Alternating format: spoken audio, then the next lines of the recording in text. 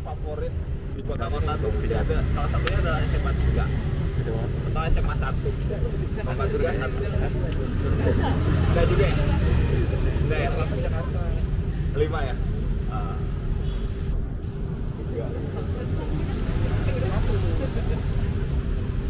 Nah, di sebelah sini ini ada Balai Cagar Budaya juga. Ya, kalau misalnya cerita urban legendnya juga berlanjut ya, sering ada yang gedor-gedor atau apa tuh. Ya, ada lah. Nah, kenapa ada apa tadi namanya? Lorong bawah tanah? Itu karena salah satu buat pertahanan pada zaman dulu kan. Memang harus ada akses. Yang mau kemana? Itu SMA 3 dimana itu dikenal sebagai salah satu sekolah dimana favorit di Yogyakarta. Itu. Dan juga kalau misalnya yang kenal Yogyakarta itu mesti rada familiar dengan dunia perkelitian ya, yang selain viral kemarin kayak gitu. Tapi sebenarnya era perkelitian itu adalah literally adalah geng-geng sekolah. Dulunya adalah geng-geng sekolah di Yogyakarta. Tapi kalau misalnya sekarang itu kan udah mungkin pure ekonomi dan segala macamnya seperti itu. Kalau cerita di zaman dulu ya itu adalah kalau misalnya pakai jaket sekolah SMA 3, kan sekolah favorit itu SMA 3, SMA 1. Pakai jaket SMA 3 sama SMA 1 itu udah anti kritik. Jadi nggak bakal dimacem-macemin di jalan gitu loh. Karena apa? Karena nggak ada harganya. Maksudnya nggak ada harganya tuh nggak bakal dapat popularitas yang lebih, karena ini dulu disebutnya sebagai gigs. Gigs itu kayak karena sekolah favorit belajar mulu jadi kurang oke, jadi nggak diincar satu sama lain gitu. Sekolah favorit itu nggak diincar lah kayak gitu. Jadi kalau misalnya pakai jaket ini aman lah, kayak armor. Jadi anti kritik. Terus juga salah satu ciri khas sekolah di Jogja itu dia mesti punya nama alias. Kalau SMA 3 ini kebetulan nama aliasnya itu adalah Padmanaba. Ada yang tahu arti Padma nggak? Awam kan? Iya, Padma itu kan artinya teratai. Nah, di sejak era Buddhis, teratai itu selalu dekat dengan simbol pendidikan. Ada yang bisa nebak kenapa? Kenapa teratai dekat dengan simbol pendidikan? Apa? Berhubungan dengan Ganesha. Oh ya, kalau di Rupangnya itu kan duduk di teratai ya. Duduk di teratai. Ya, itu juga salah satunya. Dan kalau dari cerita yang tak ketahui, itu kenapa teratai itu dekat dengan simbol pendidikan, karena dimulai sejak era Buddhis itu pendidikan itu kayak bunga teratai. Jadi biasanya bunga teratai hidup di mana? Air yang seperti apa? Apa? Tenang. Keruh. Iya, keruh. Tapi keruh kan kotor, air yang kotor kayak gitu. Tapi menghasilkan bunga yang cantik. Karena itu diharapkan jadi esensi pendidikan juga. Jadi kayak apa? Menjadi terang di tempat yang gelap. Kalau sejak era Buddhis itu nanti disimbolinnya itu adalah teratai. Kebanyakan di tradisi masyarakat timur disimbolin pendidikannya itu teratai. Karena ngambil konsep tersebut. Jadi bunganya cantik meskipun di tempat yang kotor. Dan juga naba ini artinya merah. Jadi karena dulu di area sini itu banyak teratai merah. Jadi simbolik jadi apa namanya? Naba merah. Iya. Dari Sanskrit. Salah satunya Sanskrit. Ya. Oke. Yuk.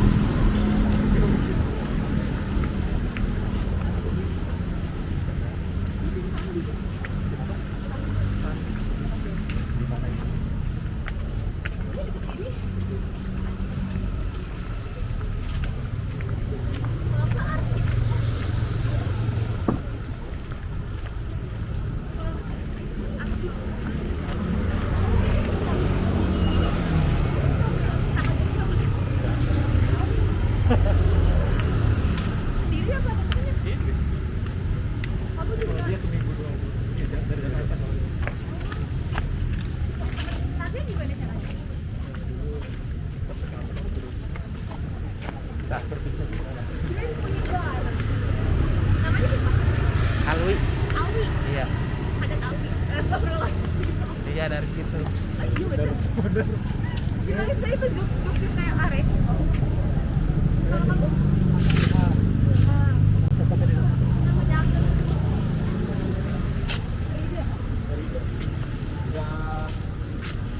Ya, di sini bentar gitu. Ada yang tahu arti babon? Betina. Betina dalam bahasa Jawa, meskipun literally itu bukan artinya kayak gitu. Ada lagi yang mau coba? Coba. Ibu, mungkin. Kalau misalnya di bahasa Jawa, babon itu artinya induk, literally induk. Makanya kalau misalnya kita sekarang itu mesti berafiliasi, termsnya babon itu berafiliasi dengan sesuatu yang betina, kayak gitu. Dan di sini itu ada babon Anim. Anim itu nama perusahaan Belanda, kelistrikan Belanda. Jadi literally ini adalah gardu listrik, kayak gitu. Di Yogyakarta itu tersisa 3. Salah satunya di sini. Kenapa ditaruh di sini? Itu karena kawasan pemukiman Belanda. Karena yang membawa listrik ke tanah Jawa itu kan orang Eropa. Otomatis tempat tinggal mereka ditaruh juga satu. Listrik masuk ke Jogja itu 1920, era Hamengkubuwono ke-8. Terus ditaruh juga satu di kawasan Malioboro. Ada yang tahu nggak di mana taruhnya? Anim. Yang ada jamnya. Ya, yang ada jamnya. Pertigaannya lama. Ya pertigaan yang mana, Mbak? Dekat pasar, bukan? Bukan yang dekat pasar. Nah, kalau misalnya ada yang pernah ke Malioboro, itu kan arah Malioboro dari utara doang. Itu mesti kelihatan gardu listrik kotakan gede di tengah jalan itu. Dekat hotel Ina Garuda, depan lapangan parkir itu ada. Itu kenapa taruh situ? Karena Malioboro kawasan perekonomian. Terus yang terakhir itu ada ditaruh di Kota Gede. Kenapa taruh di Kota Gede? Karena itu salah satu kawasan tertua di Jogja.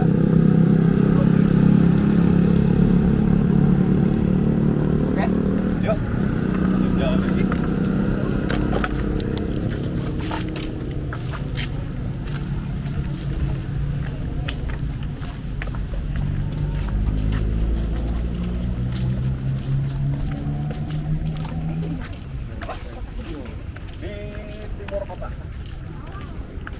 Timur laut kota. Jadi ya Belum pernah di Jogja. 15-20 menit dari sini. Tahun 2000.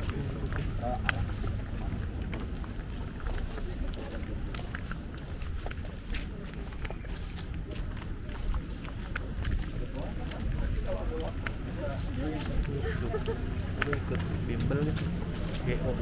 Keren nih ini. Enggak sama sekali. Ngikutin. Gue ikut NF ini. Iya, ngikutin. Oh, iya.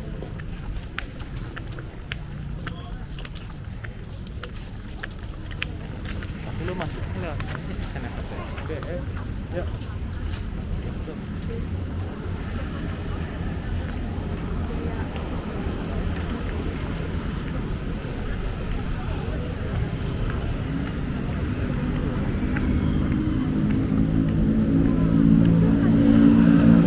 Kan kerja.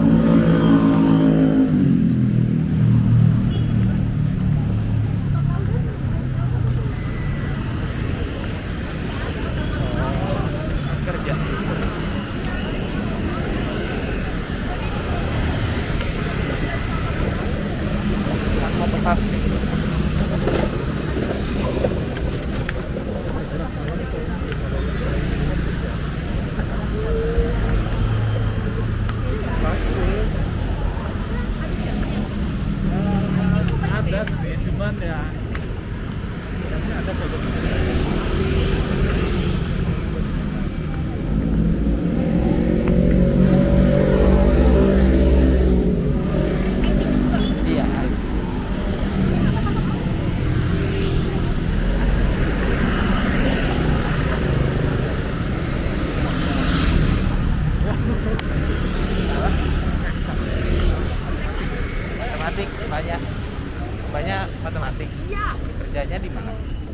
kerja.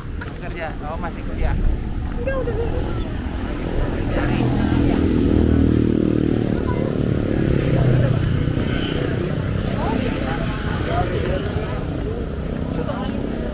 Mana ada dua-dua udah kerja.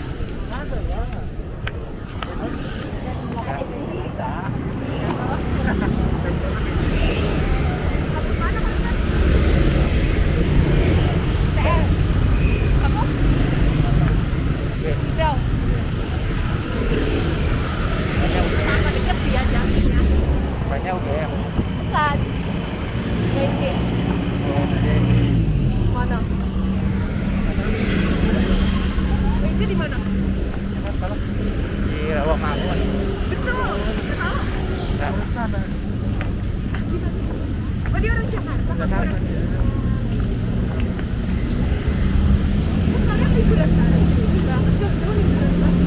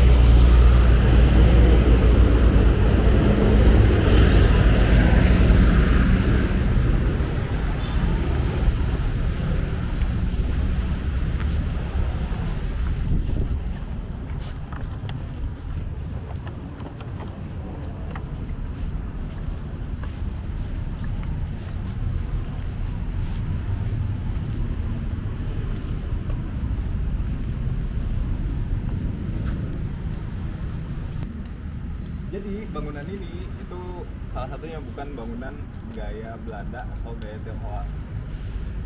Jadi ini adalah perpaduan dari dua gaya arsitektur tersebut. Ya, di mana dimiliki oleh salah satu saudagar juga dari area Semarang. Terus kemudian mendengar kabar di sini dibuka wilayah pemukiman baru.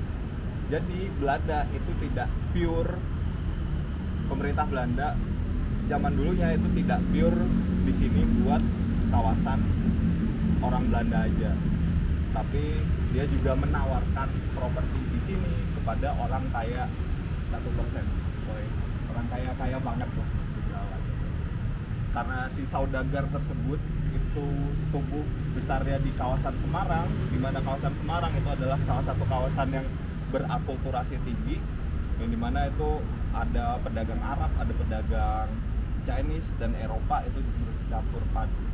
berpadu jadi satu. Akhirnya ketika bikin rumah di sini itu yang dibikin rumah gaya mansion seperti ini.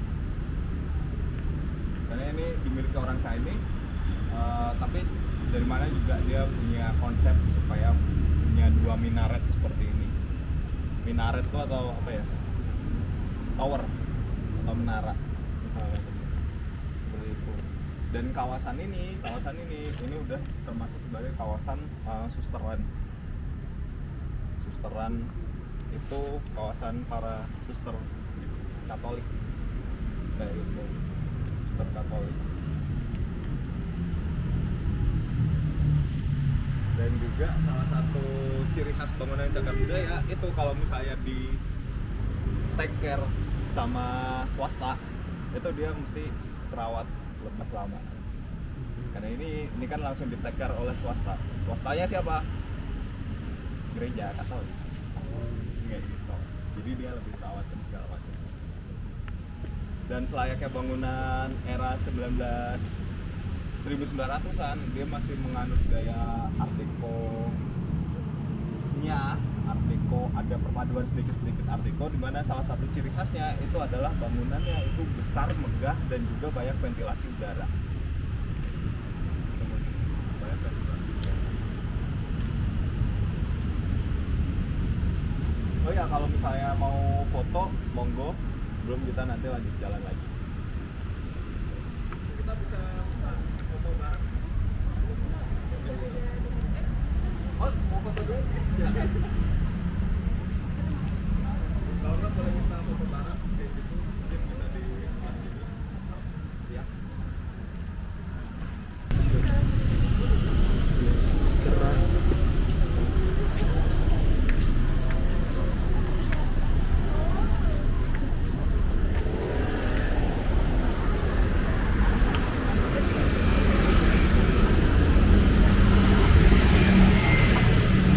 Nah, kalau di sini ini sebagai gereja Katolik Santo Antonius. Gimana cara bedain gereja Katolik dengan Protestan? Salah satunya ciri khas gereja Katolik dia mesti ada patungnya. Dan juga salah satu ciri khas gereja Katolik dia mesti ada nama gerejanya tuh mesti ada Santo atau Santa. Itu udah pasti gereja Katolik. Seperti itu. Nah, jadi di terms Katolik, Santo atau Santa itu disebut sebagai orang suci. Kalau misalnya di Islamik itu hampir sama kayak wali. Seperti itu. Atau nanti mesti dewa pelindung juga mesti ada segala macamnya. Dan bangunan ini kalau kemarin itu aku dapat orang Eropa yang ikut walking tour, dirasa ini sebagai bukan bangunan ciri khas Katolik, gereja Katolik. Salah satu ciri khas gereja Katolik sebenarnya yang populer di Eropa itu adalah dia bentuknya pointy. Kayak kalau misalnya pernah melihat gereja-gereja Eropa itu dia mesti kayak bentuknya kayak katedral di Eropa seperti itu. Kamu nggak tahu katedral di Jakarta kayak gitu juga kali ya. Pokoknya dia bentuknya pointy seperti itu. Dan kalau misalnya ngeliat di bagian sini itu ini hampir bentuk gereja Protestan karena kebanyakan keyakinan dari warga masyarakat Belanda pada waktu itu adalah Protestan. Dan juga salah satu ciri khas bangunan dari gereja Katolik dia biasanya nginstal simbol ayam bagian atasnya. Kelihatan ya simbol ayam kayak gitu, simbol ayam. Nah, itu ada cerita dan kepercayaannya masing-masing. Kalau misalnya di kepercayaan masyarakat Jawa itu adalah ayam berkokok itu simbol pulung. Ada yang tahu pulung nggak? Udah pernah dengar nggak? Apa? Sorry? Pertanda. Pertanda apa, Mbak? Apa? Keberuntungan, good luck, blessing, wahyu kayak gitu. Biasanya itu disimbolkan dengan suara kokok ayam. Tapi juga ada cerita kalau misalnya di cerita Katolik, Kristen itu misalnya simbol ayam itu sering dipakai buat remind ketika salah satu murid dari Yesus itu melakukan 3 kali penyangkalan. Salah satu sabda beliau dari Yesus itu adalah sebelum ayam berkokok engkau akan menyangkalku 3 kali. Itu kepada salah satu murid beliau yaitu Santo Petrus. Seperti itu. Dan di masyarakat setelahnya itu sering dikomemorat dengan ditaruhnya simbol ayam jantan dan segala macamnya seperti itu. Dan momen tersebut itu kan terjadi ketika sebelum beliau Yesus itu di crucified, makanya sering dikomemorat dengan simbol-simbol ayam seperti itu. Tapi ini karena ini sedang ada kegiatan peribadatan, jadi kita tidak bisa ngelihat take a look tour di bagian dalamnya. Seperti itu. Oke, yuk.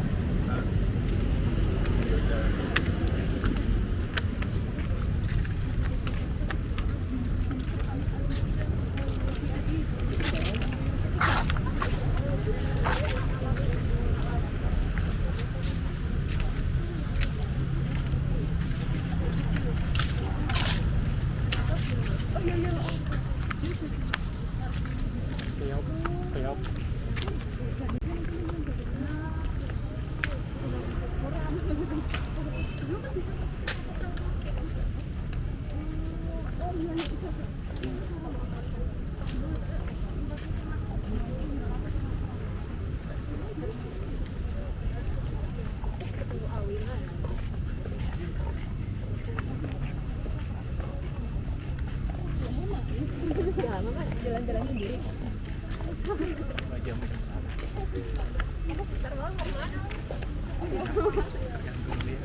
Antri dia. Tergantung dia. Tergantung dia. Kamu kok nggak punya pendirian dan ikutin Ntar doang menarik di dekat kawasan gereja ini, ada rumah ini. Kenapa menarik? Karena rumahnya literally kepotong setengah. Ini dibagi, kayak kebagi. Kayak gitu. dari dulu nggak sih? Apa? Dari dulu ya? Iya, jadi kan tanahnya dijual setengah. Mungkin. Ya. Jadi kan ini kayak kepotong.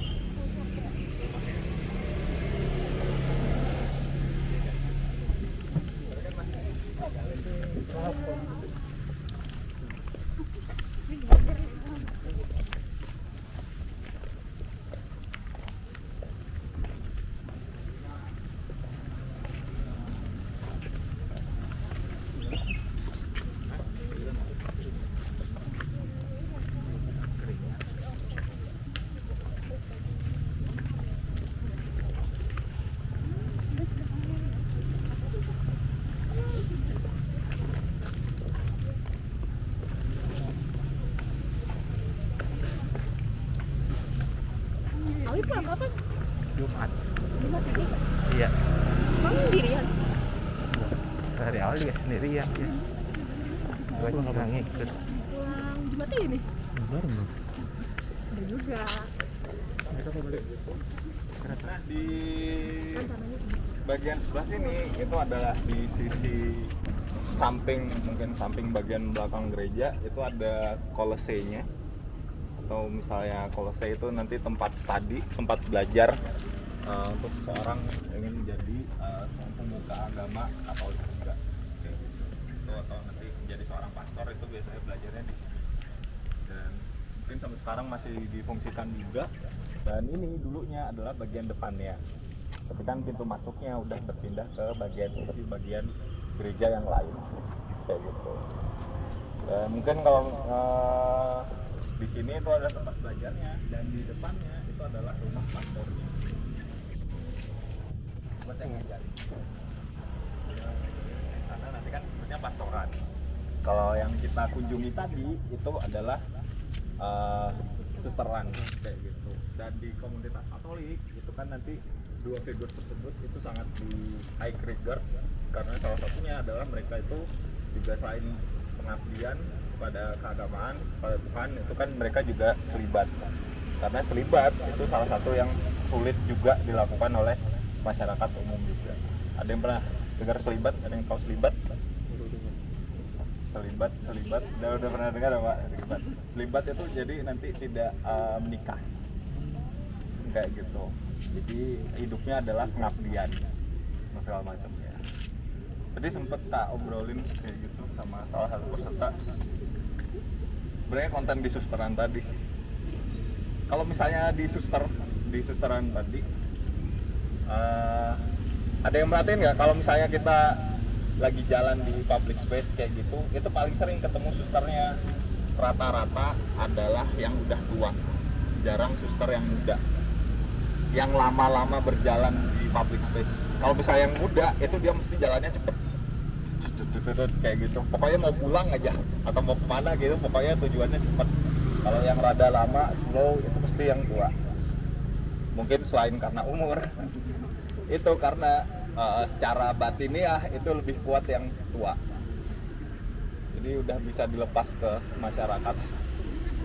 Karena yang muda ini dari masih dalam proses yang belajar dan segala macam, jadi makanya jarang di public space juga seperti itu, karena nggak mudah juga untuk selibat segala macam kayak gitu.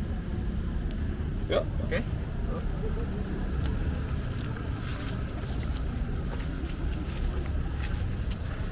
Oh ya, ini deskripsinya. Policy.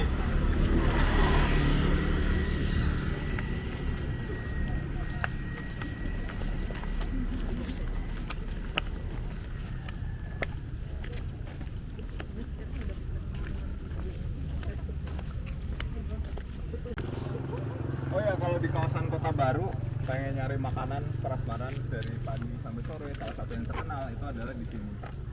Warung, nanti cari aja Google Map, warung makan Mbak Yuni atau Yuli. Mbak Yuni. Ya, Mbak Yuni ya. Kayak gitu. Salah satu yang terkenal ya itu karena telur gulungnya. Mungkin ada yang pernah ke Kopi Klotok nggak? Pernah. Nah, ada telur dadarnya itu kan? Iya. Nah, tapi kan kalau ke Klotok kan jauh ya? Jauh. Nah, makanya ke sini. Sini juga ada. Nah, sini juga ada. Kayak gitu. Sama ayam prasmanan. Nanti makannya di dekat-dekat Bulog Park kayak gini kan. Lebih bisa. Sampai jam berapa Bu? Sampai makan siang. Jam 1, 12, 1 udah habis. Kayak itu. Tapi bukanya sampai pagi. Buat sarapan sama makan siang. Dan terus juga ada bisa nebak ini jalannya kemana? Yang Jogja? Apa? Iya, yang bunga-bunga. Nah, yang bunga-bunga. Nah, di Yogyakarta salah satu yang terkenal itu adalah daerah Sarkem kan. Sarkem, Pasar Kembang. Itu nanti yang dekat Malioboro. Nah, dulunya area Pasar Kembang di Malioboro literally dia jualan kembang. Kembang beneran flower kayak gitu. Sampai tahun 80 itu semua pedagangnya itu direlokasi ke kawasan Kota Baru. Kayak gitu. Sampai akhirnya misalkan di kawasan Pasar Kembang Malioboro itu jualan kembang yang lain. Kayak gitu. Apa? Tapi emang literally aslinya itu daerah Pasar Kembang jualan kembang. Oh, pernah lo pengen bikin riset rute di daerah sana, pengen bikin walking tour bisa tuh di area Pasar Kembang ya, Sarkem ya. Tapi sayangnya mereka tuh eksklusif gitu ya, jadi tidak ramah dengan orang luar kecuali customer. Gila.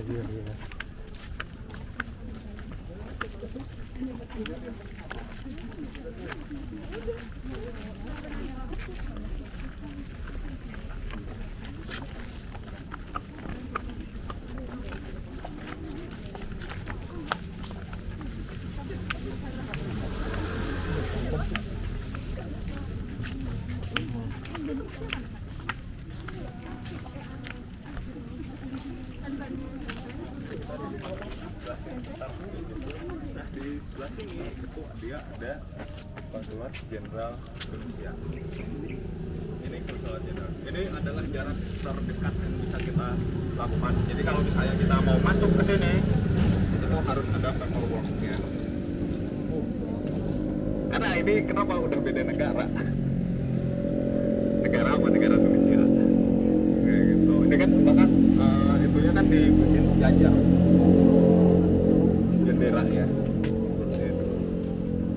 Tunisia di mana? Afrika Afrika mana? Utara. Ah ya, Afrika Utara gitu. Dekat-dekat wilayah Egypt, Aljazair dan segala macam ya. Afrika kulit putih. Nah, dulunya ini di properti ini dimiliki salah satu orang Tunisia, terus kemudian akhirnya dihibahkan kepada negaranya. Kayak gitu. Akhirnya ini menjadi konsulat jenderal. Tapi aku nggak tahu ya posisi dari populasi orang Tunisia di Jogja itu banyak atau nggak terlalu banyak sih sepertinya. Malah banyaknya orang India di Jogja, bukan di sini, sini Tunisia. Di orang India banyak. Di mana orang India banyak di Jogja? Di mana, Pak? Iya, di Jalan Solo. Jalan Solo. Iya, Jalan Solo. Jalan Solo. Tekstil kayak gitu kan banyaknya orang India.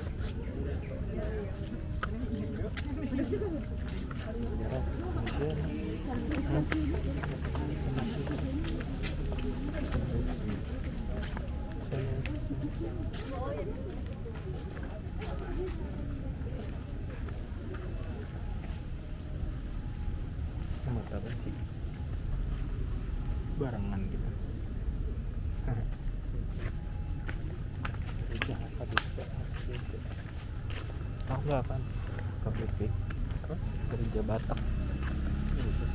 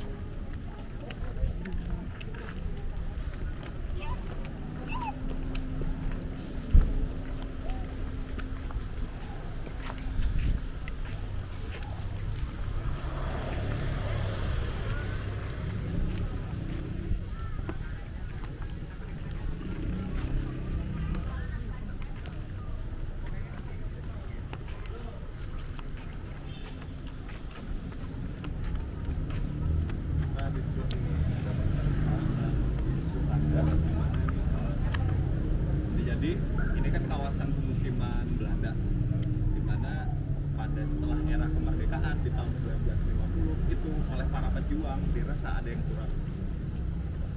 Kayaknya ada yang kurang di sini, Bos. Apa ya? Oh, masjid.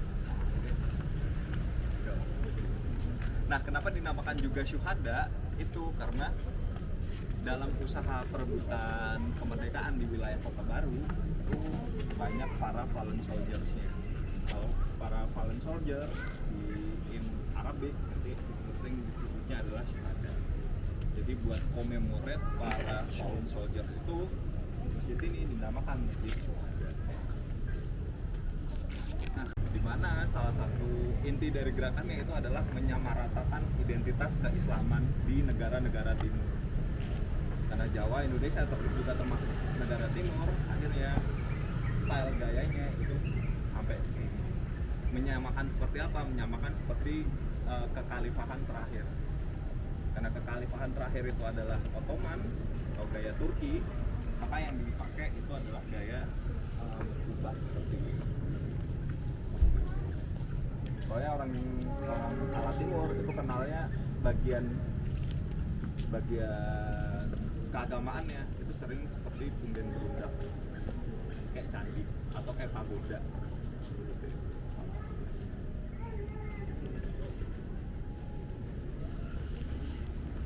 Dari mana ya? Ya. Enggak, kita lanjut jalan lagi. Yuk. Kapan? Ya udah. Dikit cuma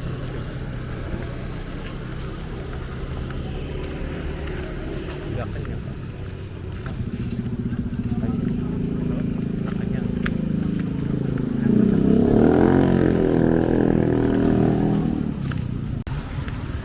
Mahal terus ya.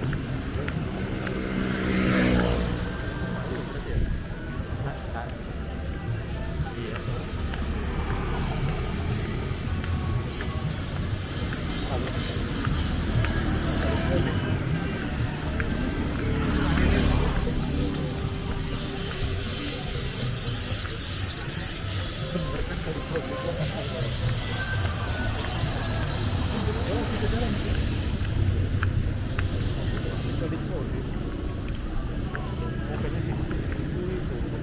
Apaan?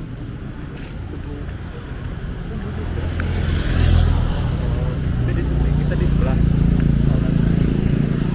Kita mau lewatin Arab itu.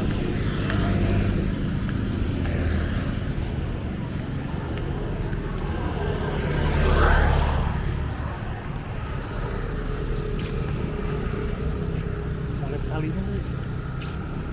Sekarang. Ayo, Lihat kali ya. ayo.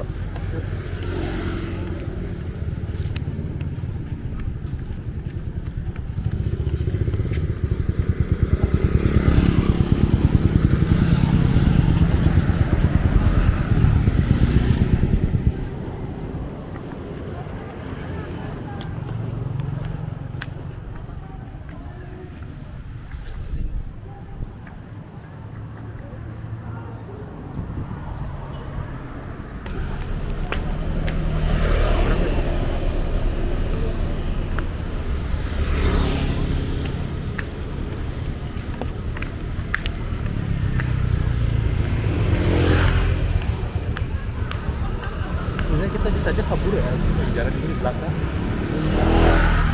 Nggak ada yang ikut ya. Tadi udah hampir lebih dari separuh perjalanan kan bisa. Ini muslim ini yang gue pengen lihat. Iya.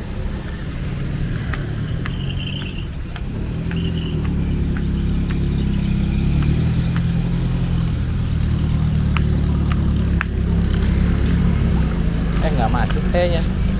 Di awal sampai ke si tadi siapa sih namanya kan cewek.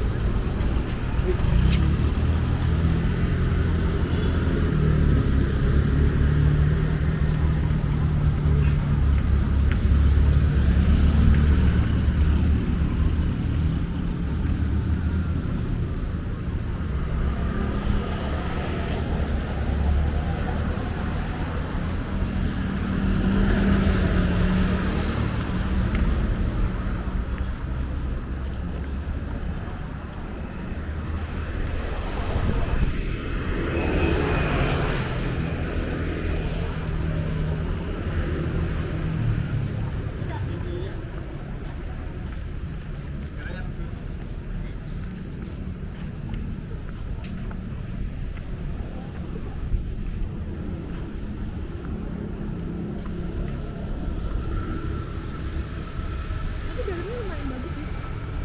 Kita tahu.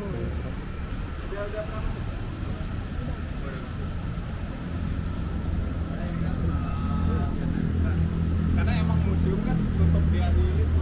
Oh. Di belakang Indonesia. Jadi kita di tengah kota. Dan di mana juga dulunya itu digunakan sebagai kantor departemen luar negeri. Makanya itu kan ada pelakatnya di belakang. Ada bekas pelakatnya di belakang. Nah, karena kawasan Kota Baru itu berperan penting juga di era kemerdekaan, banyak infrastruktur bangunannya itu digunakan sebagai kantor-kantor perwakilan dari pemerintahan zaman dulunya ini Departemen Luar Negeri, sampai akhirnya itu sekarang udah di take care oleh Badan Sandi Negara dan juga oleh BSN. Itu diklaim sebagai salah satu-satunya museum persandian di Indonesia. Jadi sebenarnya buat representasi dari persandian Indonesia itu ada dua, salah satunya di Museum Sandi ini dan keduanya itu ada di Naunggulan atau sering karena dulu itu adalah tempat singgahnya para sandiman. Literally itu dari para kantor dan juga BSN menyebutnya adalah sandiman. Apa itu sandiman? Muat tuh apa? Apa? Orang pasir. fitur ini kalau lu mau nyari Pasir mas. Oh. barengan Bukan. Manusia sandi. Orang kurir yang bawa itu, kurir yang bawa persandian itu dari BSN itu nanti nyebutnya sandiman. Sandiman. Literally mereka nyebutin sandiman. Ketika membawa pesan rahasia itu banyak yang nginep berteduh bermalam di kawasan Magelang.